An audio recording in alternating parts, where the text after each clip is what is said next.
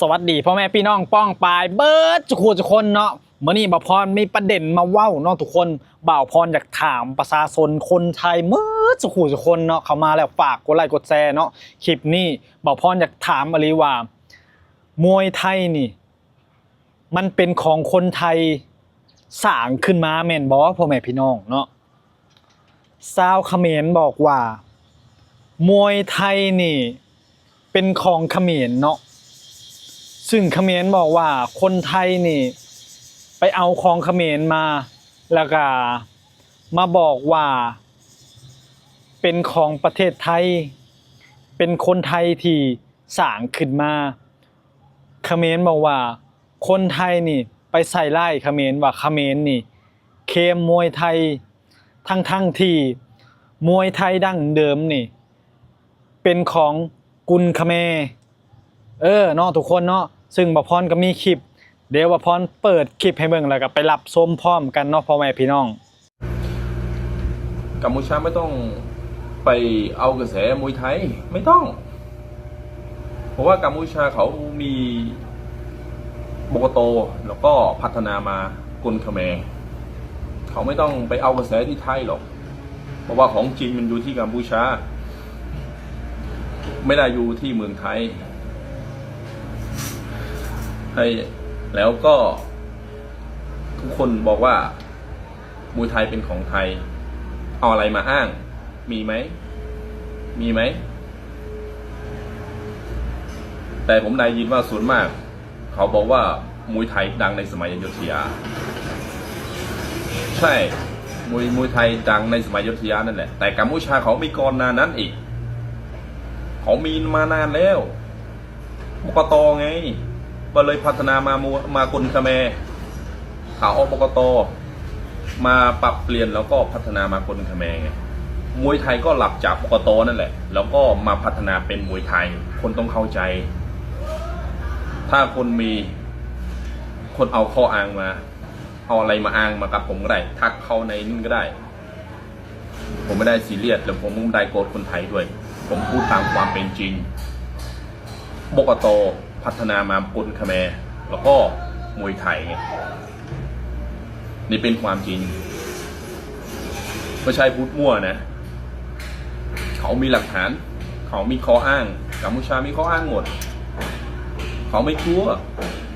แต่คนไทยส่วนมากเขาเข้าใจเขาบอกว่ามวยไทยได้รับอิทธิพลจากบกตแล้วก็พัฒนาเป็นมวยไทยเข้าใจไหมแต่คนส่วนน้อยของคนไทยไม่เข้าใจไงอ้างว่ามวยไทยของตัวเองดังในสมัยอยุธยาก็รับอิทธิพลจากสุโขทัยไงคุณต้องศึกษาให้เยอะว่ามวยไทยมาจากไหนก็มาจากบกตไงแล้วก็เปลี่ยนพัฒนาแต่ละยุคแต่ละสมัยไปเรื่อยๆเหมือนประเทศไทยไงสยามพัฒนามาไทยแล้วก็พัฒนามาไทยแลนด์ก็พัฒนามากันเรื่อยๆปรับเปลี่ยนกันไปเรื่อยๆคุณต้องเข้าใจตรงนั้นทุกอย่างมันต้องมีต้นกำเนิดมันต้องมีที่เกิดที่มาของมันไม่ใช่พูดมั่วไม่ใช่ว่าพิมพ์ได้ก็พิมพ์ลงเขียนได้ก็เขียนลงมันต้องมีอะไรมันต้องเริ่มจากอะไรมาก่อนแล้วก็มันพัฒนาไปอะไรก่อนทุกอย่างมันต้องมีต้นกำเนิดถ้าไม่มีหมายความว่ามวยไทยไม่มีข้ออ้างก็นี่แหละเนาะพ่อแม่พี่น้องนี่ก็เป็นข้อมูลเนาะทางฝั่งหนุ่มเขมรพนมมาว่าทุกสิ่งทุกอย่างมันต้องมีที่มาพ่อแม่พี่น้องเนาะกับประมาณว่าทุกสิ่งทุกอย่างที่มวยไทยกำเนิดขึ้นนี่มาจากเขมรเนาะซึ่งคนไทยนี่ไปยึดเอามวยเขาเจ้าประมาณนั้นนะไปแบบว่าไปบอกว่ามวยไทยนี่เป็นของไทยทั้งที่ต้นกำเนิดน่ะมันอยู่จากเขมรเนาะนั่นแหละทุกคนบ่าวพรก็มองว่าแบบบ่ไหวแฮงอะไรพ่อแม่พี่น้องเนาะเขมรนี่อีหยังก็ว่าของเพิ่นเนาะตอีหยังดังๆในประเทศไทยนี่เพิ่นสิว่า ของประเทศเพิ่นเนาะเอาทุกสิ่งทุกอย่างเข้มทุกสิ่งทุกอย่างเนาะอยู่ในไทยอันใดมันงามอันใดมันยิ่งใหญ่สวยงามนี่โด่งดังในประเทศไทยเป็นของมันเบิดบ่พรก็เงิดหลายเนาะนิสัยแบบแย่แห้งอะไรเนาะแบบเหี้ยมากเลยนะประมาณนี้นะบ่พรแบบว่าบ่ไหวแห้งอะไรเนาะทุกคนแบบว่าบ่ไหวแบบสิเนาะถ้าแบบนิสัยแบบนี้ไล่ออกจากประเทศไทยเลยทุกคนเลยเนาะทั้งที่มาหาอยู่หากินอยู่ประเทศไทยแต่ว่ามาสร้างความเดือดร้อนแล้วก็มาบอกอันนู้นอันนี้เป็นของประเทศเพิ่นเนาะ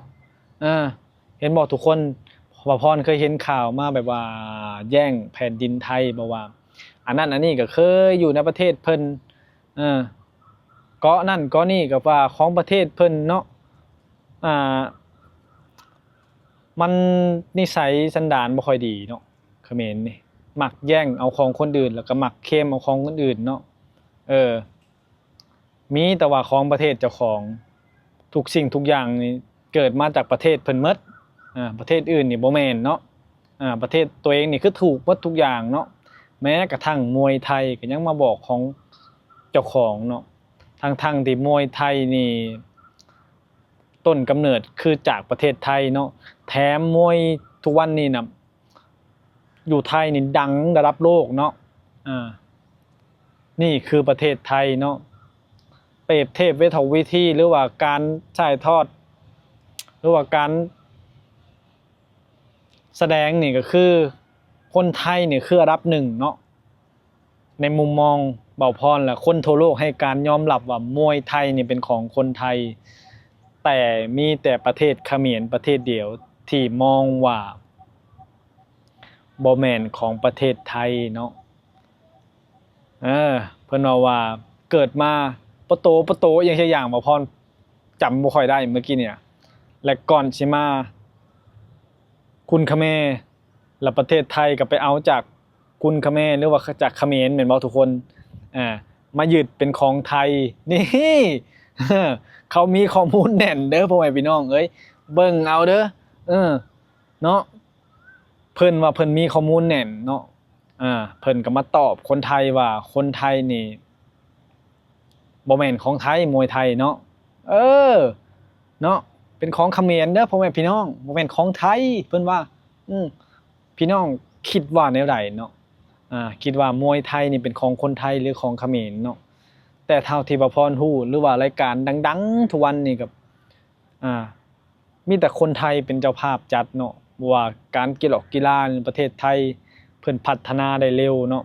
วงการมวยเนี่ยบ่พรเห็นคนหนึ่งน่ะค่าตัวเป็น10ล้าน20ล้านโอ้ยทุกคนเนาะในเอเชียเฮานี่มีผู้ใดเฮ็ดได้คือไทยเนาะนี่รายการดังๆเนาะ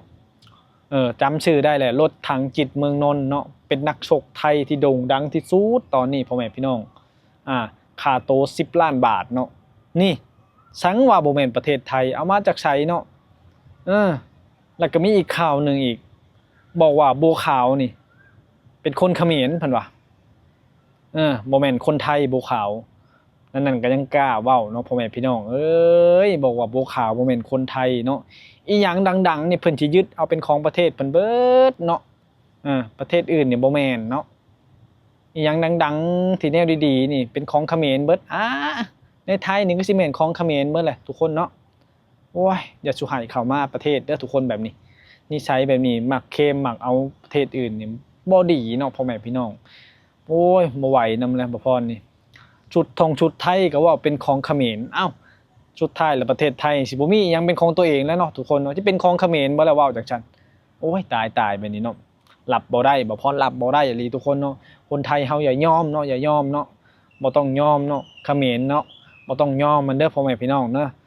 นั่นแหละคลิปนี้ก็จบเป็นเพียงเท่านี้ทุกคนบ่พรแค่เห็นคลิปแล้วก็มาเปิดให้ทุกคนเบิ่งเขมรเนาะมาบอกว่ามวยไทยเป็นของเขมรบ่พรก็งงใหญ่เลยทุกคนเนาะ